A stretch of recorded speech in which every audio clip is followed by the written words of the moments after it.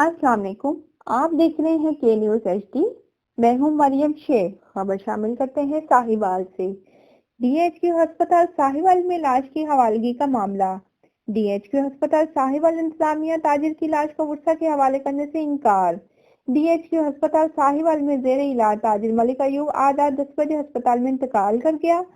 تاجر ملک ایوب کو کل ورثا تشویشناک حالت میں ہسپتال لائے تھے۔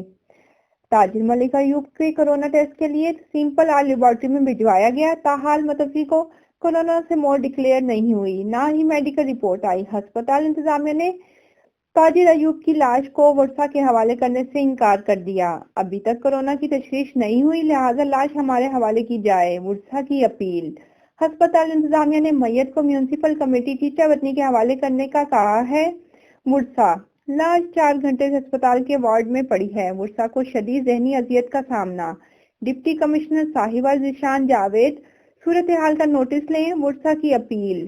ڈیڈ باڈی خراب ہو سکتی ہے، میت کو ہمارے حوالے کیا جائے، ورثا کی اپیل۔